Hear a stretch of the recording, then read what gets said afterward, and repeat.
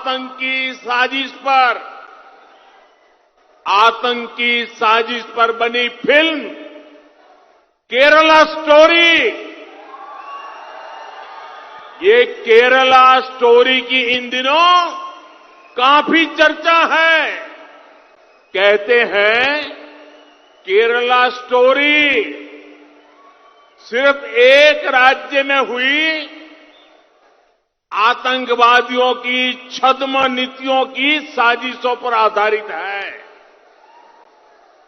देश का इतना खूबसूरत राज्य,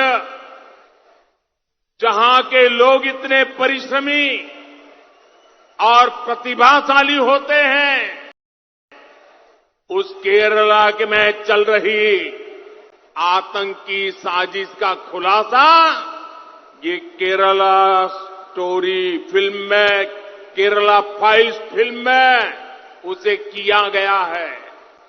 हम देश के प्रधानमंत्री से ये रिक्वेस्ट करना चाह रहे हैं कि प्रधानमंत्री, कर्नाटका का चुनाव जरूर है, मगर पाकिस्तान से आतंकवादी आकर हमारे 5 सिपाहियों को उनकी जान ले लिए।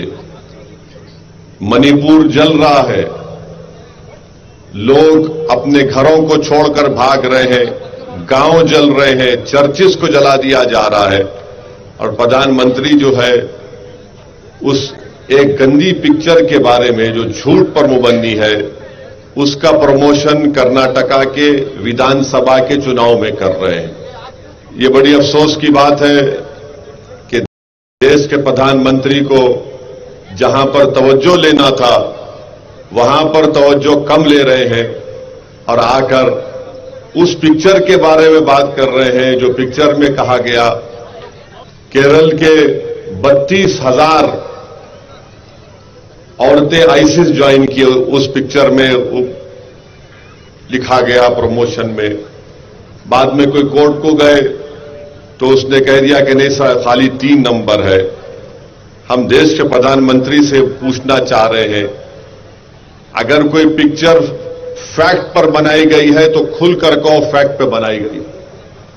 अगर तुम फिक्शन पर बना रहे तो बोलो फिक्शन पर बना रहे। तुम्हारा मसला हमारे बुरखे को दिखाकर, किसी को मुसलमान दिखाकर तुमको अपना पेट भरना है, तुमको अगर पैसे कमाना है, तो फिर याद रखो लोग उसको मुस्तरद कर देंगे। हम प्रधानमंत्री को याद दिलाना चाह रहे हैं कि जब राजनाथ सिंह भारत के होम मिनिस्टर थे, क्या उन्होंने नहीं कहा था कि भारत के अल्पसंख्यक समाज मुसलमानों का आईसिस और अल-कायदा से दूर दूर तक कोई ताल्लुक नहीं है, वो दूर है उससे? क्या खुद भारत के प्रधानमंत्री नरेंद्र मोदी ने नहीं कहा था कई बैनुल-अक़वामी फोरम पर? और आज इसको जोड़ रहे हैं, नफरत फैलाने की बात कर रहे हैं, और देश के प्रधानमंत्री बोलते हैं कि सख्त सजा दो। उनके तकरीर में कहा अपने भाषण में कि आप इन लोगों को सजा दीजिए। क्या सजा देना चाहिए? कौन सी सजा देना चाहिए? और अगर देश के प्रधानमंत्री एक पिक्चर की स्टोरी को सही मान रहे हैं तो प्रधानमंत्री, ये तो आपकी नाकामी है, आपकी सरकार की नाकामी है। क्या आप अपनी नाकामी को कबूल कर रहे हैं, एक्सेप्ट कर रहे हैं कि यू हैव बीन अनसक्सेसफुल? मगर एक चुनाव जीतने के लिए हमारे देश के प्रधानमंत्री वजीर आजम को इतना नीचे आना पड़ता है एक चुनाव जीतने के लिए कि झूठ और प्रोपेगेंडे को सामने रखना जो नफरत फैलाने का काम करती है। हम आज यहां से हमारे प्राइम मिनिस्टर से अपील करते हैं कि पाकिस्तान से जो टेररिस्ट आ रहे हैं उनको रोको आप। सरकार आपकी है। 370 आपने कॉन्स्टिट्यूशनल ब्रीच करके हटाया। अब क्यों आकर वो लोग मार रहे हमारे सिपाहियों को? ये 10-12 दिन में एक तो सिपाहियों की गाड़ी जा रही थी, उस पर रॉकेट लॉन्चर से उनको शहीद कर दिया, और फिर कल आज 5 हमारे सिपाही मारे गए। क्या हो रहा है हमारे देश में प्रधानमंत्री?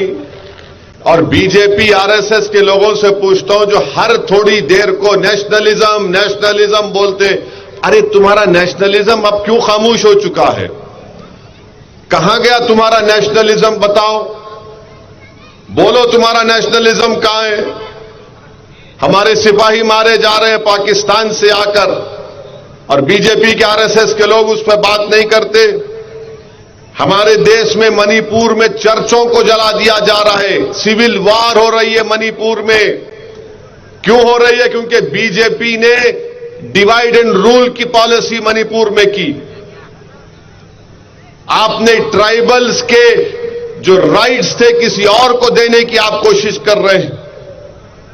हम उम्मीद करते हैं कि देश के प्रधानमंत्री, वजीर आजम, प्राइम मिनिस्टर थोड़ा टाइम निकालेंगे, इन चीजों पर भी देखेंगे, इन चीजों पर कंसंट्रेट करेंगे और रोकेंगे। और हम दुआ करते और उम्मीद करते हैं कि मणिपुर में अमन और शांति पैदा हो जाए और वहां के शेड्यूल्ड ट्राइब के लोगों के स्टेटस को डिस्टर्ब नहीं होना चाहिए। ये एमआईएम पार्टी डिमांड करती है।